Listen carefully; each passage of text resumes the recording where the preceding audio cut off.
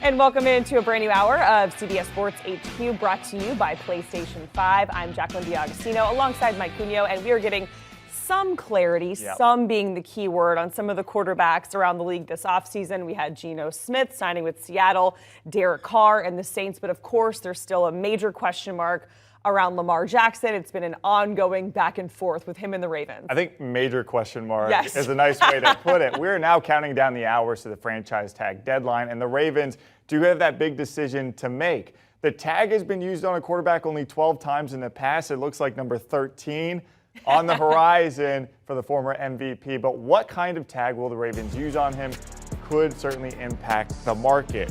Now, here's a look at who's already been tagged across the NFL. So far, just 4 players, 2 of them running backs in Tony Pollard, Josh Jacobs, tight end Evan Ingram out in Jacksonville, and Commanders defensive tackle Daron Payne. Of course, the deadline, as we mentioned, for the franchise tag is today at 4 p.m.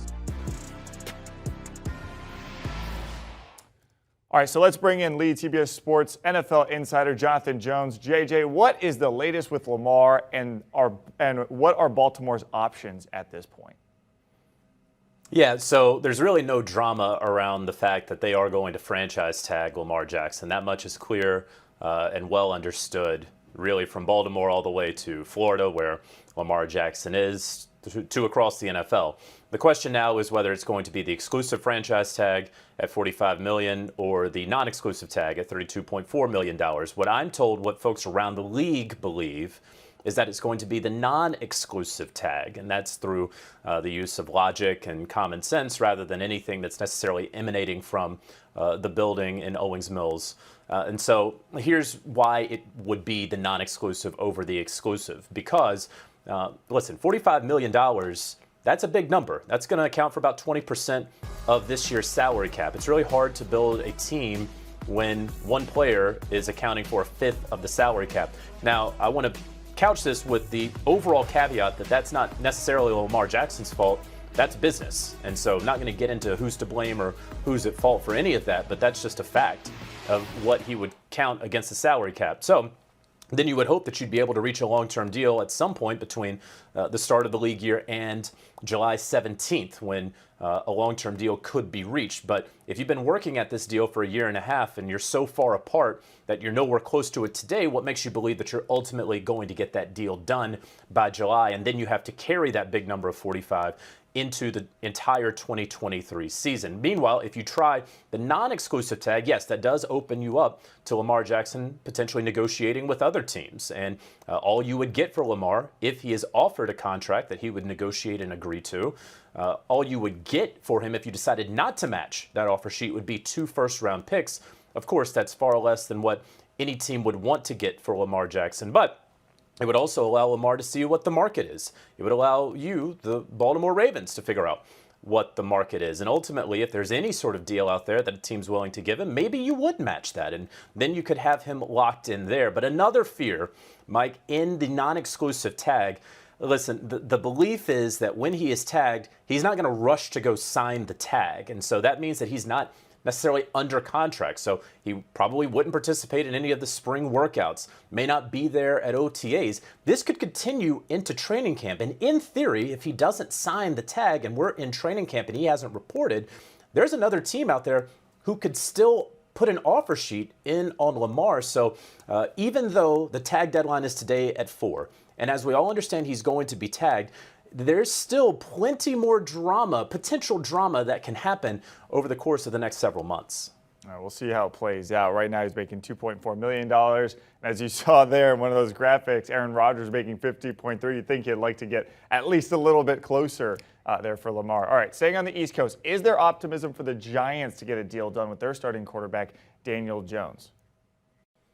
There was this morning, there was optimism there that a deal could ultimately be reached. Obviously, the Giants and Daniel Jones's representation have been trying to hammer out a deal for some time now. He changed representation about a week before the NFL Scouting Combine. They talked a lot in Indianapolis. Those talks continue today in the New York, New Jersey area. Now we're coming down to the wire. Look, the Giants are comfortable with having to franchise tag Daniel Jones at $32.4 million. They would rather get a deal done with him, a long-term deal. So, of course, would Daniel Jones's representation. I know there are reports out there that he could get somewhere in the mid-40s in terms of average annual value. I do not at all believe that the Giants will ultimately go for that. If a deal gets done, Mike, and this is important, if a deal gets done, and it is reported today, and those numbers are upwards of $40 million in average annual value, I would hope that folks would just take a beat, wait a second, wait till the numbers really come in, and then figure out what the real money is. And normally what you can say is, what are the fully guaranteed money that is involved here? What's that salary? How many years is that? And normally that's what the quarterback contracts are today. So Derek Carr, 4 years, $150 million.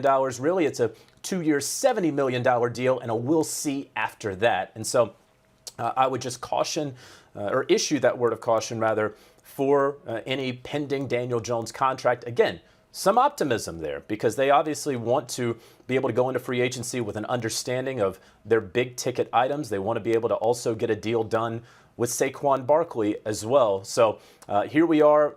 I don't know which way it's going to go. Can see it go either way, but the Giants are comfortable having to use that non-exclusive tag if necessary. How does Jones's deal impact Saquon Barkley? Is he basically just in a holding pattern until that gets done? Well, obviously the Giants want to be able to figure out the quarterback, and if they're able to figure out Daniel Jones and get that deal done, there is a possibility, I believe, that they would then franchise tag Saquon Barkley just to make sure that they have him for 2023 and be able to continue those conversations. And so that is possible. But if someone is getting tagged from the New York Giants, there's no question about it. If it would be Daniel Jones failing to get a contract extension done by the 4 p.m. Eastern deadline for either one of them. But the Giants do want to hold on to both of these key pieces. They believe in what they are building. However, they had a plan. Joe Schoen and his group had a plan when they took over, 14 or so months ago.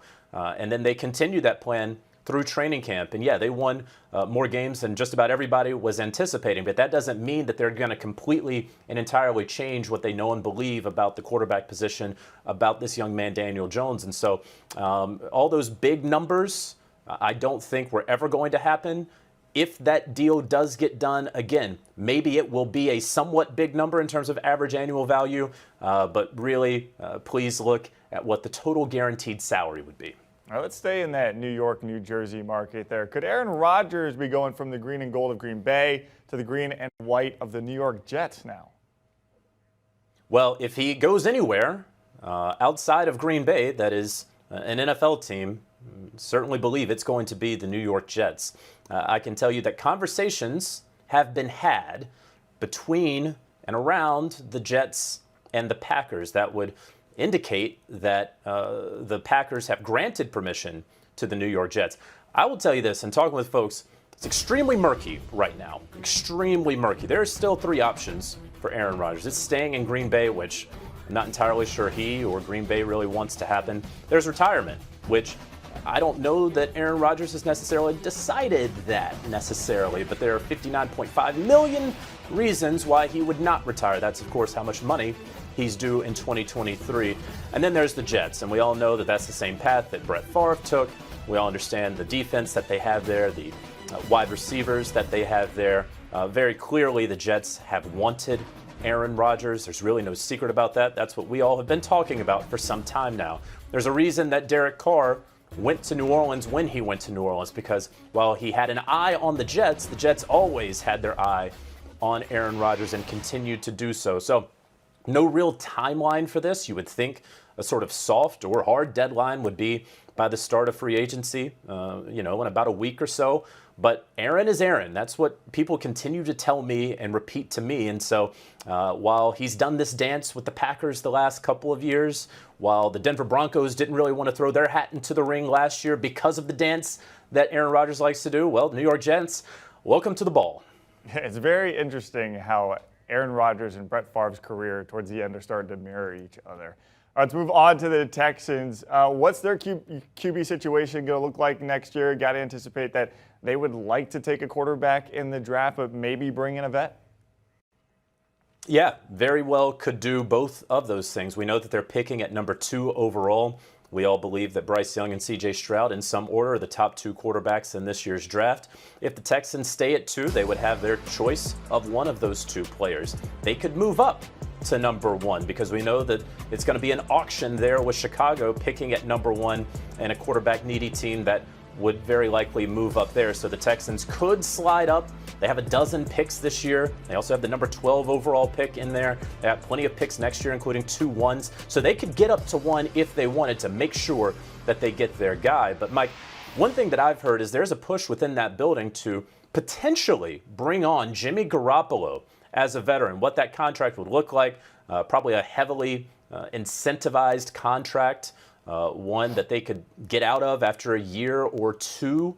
But when you look at who the Texans have, they hired Bobby Slowick, the offensive coordinator there with the Texans, formerly from the San Francisco 49ers. Their head coach, DeMeco Ryans, obviously knows Jimmy from his time in San Francisco. The general manager, Nick Caserio, knows Jimmy from his time with the New England Patriots. And so a lot of things make sense where they could do both. They could have Jimmy, hope that he plays the entire year, plays well, is healthy, and then they can sit the young quarterback behind him on, I know people love to call it the Patrick Mahomes plan, whether it's a quarterback that many believe would be ready by week 1, like a Bryce Young or C.J. Stroud, or perhaps they wait a little bit and they take a guy like Anthony Ridley, hope that he plays the entire year, plays well, is healthy, and then they can sit the young quarterback behind him on, I know people love to call it the Patrick Mahomes plan, whether it's a quarterback that many believe would be ready by week 1, like a Bryce Young or C.J. Stroud, or perhaps they wait a little bit and they take a guy like Anthony Richardson, who by all indications isn't ready to go week 1, but his incredible physical tools give him a year in a system and let him learn behind a veteran like Garoppolo. So all of those options on the table, but Houston Texans certainly keeping an eye on Garoppolo's market. I do want to make one more point here. You had a very interesting article on the Bears. Reminder today, Ryan and Rick also throwing Brian McFadden into the mix. 8 p.m. They've got a mock draft special going down. Check out everything with the First Pick podcast. Go to cbssports.com or use that cool little QR code there on your screen. Do you want a sports network that delivers everything that matters about the game? The highlights, the picks, the instant analysis, no yelling, no fake debates, no politics. Hit the subscribe button and never miss a moment.